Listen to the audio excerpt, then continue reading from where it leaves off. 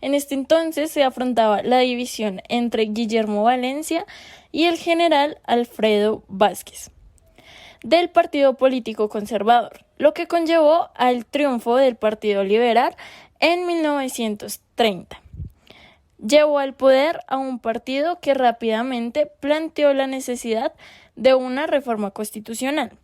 Este partido plantea un programa de Estado en cuanto a la intervención y, siendo así, el gobierno de Alfonso López en 1934, quien asumió el propósito de reformar la Constitución de 1886, la cual en ese momento tenía una vigencia de 50 años, mientras que el conservatismo, por su parte, había decretado la abstención electoral desde 1934, practicando una posición radical e invitó a sus seguidores a la desobediencia.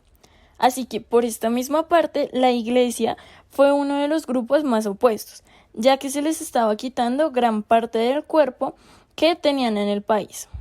Por ende, el Congreso fue el encargado de realizar la reforma de la legislatura para llevar a cabo esta reforma, que se inició en el año de 1935, la cual estaba conformada exclusivamente por los miembros del Partido Político Liberal.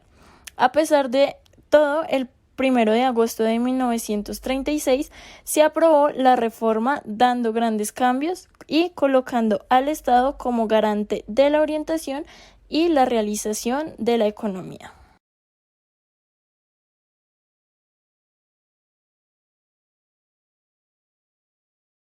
En este punto les daré a conocer las características de aquella reforma.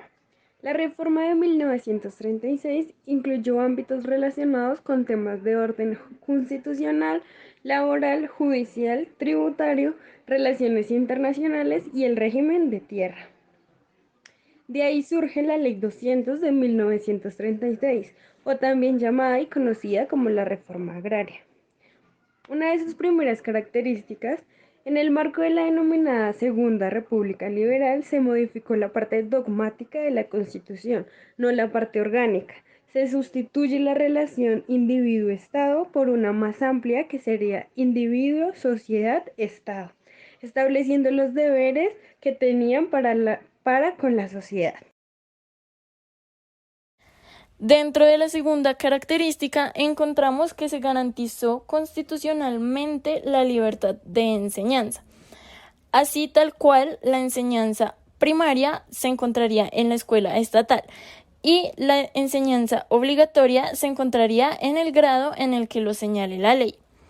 Por lo tanto, también se garantizará la libertad de conciencia, la libertad de cultos, las cuales se institucionalizaron en el sufragio universal, sin restricciones de ninguna índole. Y por último, se introdujo el concepto de fundación social, que implica obligaciones respecto a la propiedad. Como tercera característica tenemos el trabajo, que se consagra como una obligación social y de igual manera se reconoce a la huelga como un derecho del trabajador. La expropiación se dispuso y obedecía no solo a motivos de utilidad pública, sino también al interés social. Se consagró que la asistencia pública es una función del Estado.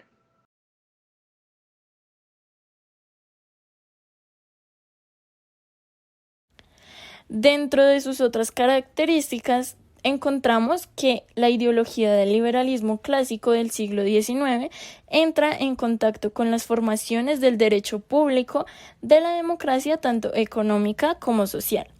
Asimismo, encontramos también que abandona el individualismo económico y político. Y como otra característica, encontramos que se encarga de racionalizar la revisión y fiscalización de las arengas y reglamentos de las empresas de transporte y demás servicios públicos, con la finalidad de sentir o construir al ciudadano. Ahora haremos un versus entre la reforma total y la reforma parcial. Como total entendemos un cambio radical de la Constitución y un ejemplo de esta tenemos la Constitución de 1886, la cual se consolidó como una Constitución absoluta. Por otro lado, tenemos la constitución parcial, en la cual se determina que está constituida por la dinamización del poder, el flujo electoral y el deber social.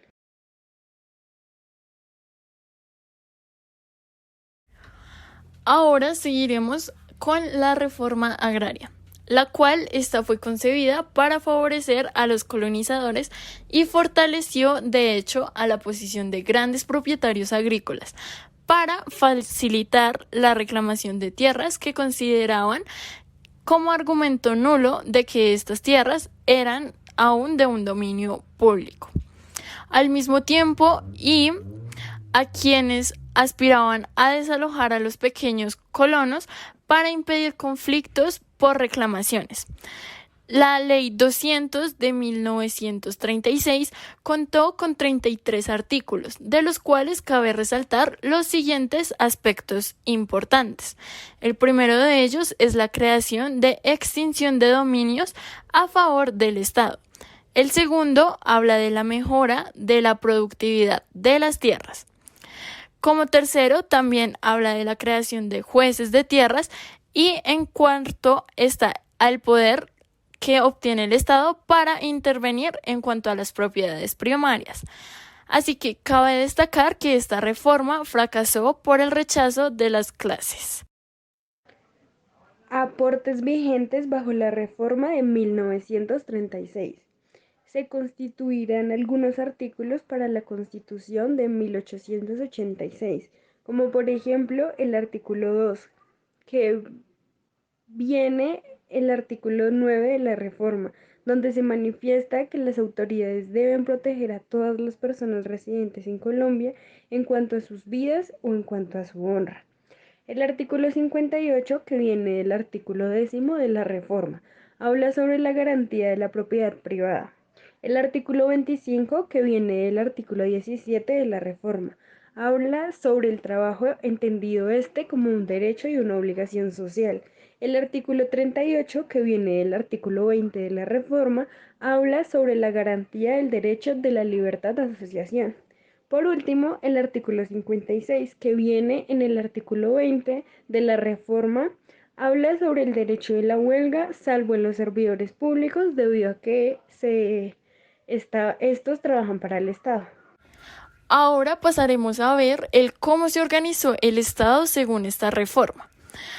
Para esto debemos tener muy en cuenta el artículo 21 de la actualizada Constitución del 86, pues bien tiene en cuenta los poderes legislativo, el ejecutivo y el judicial como los órganos del poder público, siendo así que estos sean limitados mientras que tienen funciones separadas, pero se colaboran armónicamente en la realización del Estado.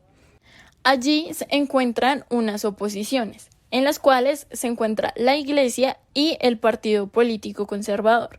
Pues bien, la Iglesia afirma que no quiere quedarse quieta de alguna manera, y el Partido Conservador afirma desobedecer la Constitución y las leyes debido a que los consideran injustas. A continuación, los personajes de la época que contribuyeron y estuvieron al tanto de las reformas de 1936. Nuestro primer personaje es Alfonso López Pumarejo, que nació en Tolima el 31 de enero de 1886 y falleció en Londres, Inglaterra, el 20 de noviembre de 1945. Un político que llegó a la presidencia colombiana en los periodos de 1934 a 1938 y de 1942 a 1945 por el Partido Liberal.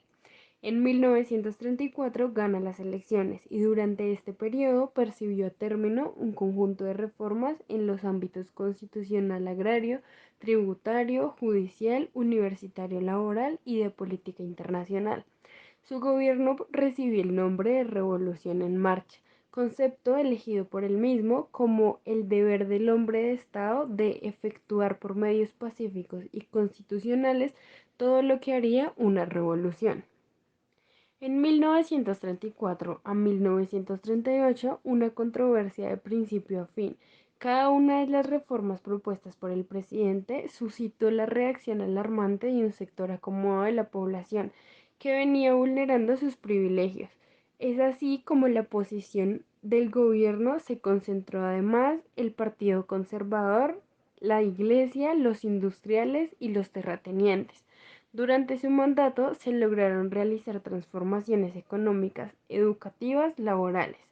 En general, cambios en torno al funcionamiento político. Otro personaje a destacar, gracias a su importancia, es Darío Echeandía Olaya.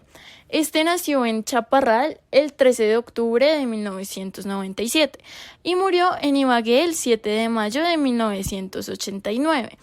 Fue un jurista, ideólogo, filósofo y político colombiano. Cabe recalcar que dentro de sus aportes más importantes es que fue miembro del Partido Liberal y fue presidente de Colombia entre el año de 1943 a mayo de 1944. En su condición de primer designado, como se denomina entonces al actual cargo de vicepresidente. También estuvo encargado de la presidencia en otras 13 ocasiones y es muy importante destacar que fue rector de la Universidad Libre de Colombia. Este fue protagonista de la reforma constitucional en el Congreso y presentó el proyecto respectivo a las cámaras el 10 de septiembre de 1934. Esta reforma incorporó a la Constitución colombiana el concepto de función social, de la propiedad en cuanto a la intervención del Estado para racionalizar la economía y el reconocimiento de los derechos económicos y derechos sociales. Asimismo, Darío fue el impulsor de la concepción social de derecha y del Estado en Colombia, lo cual lo convierte en el precursor del Estado social de derecho.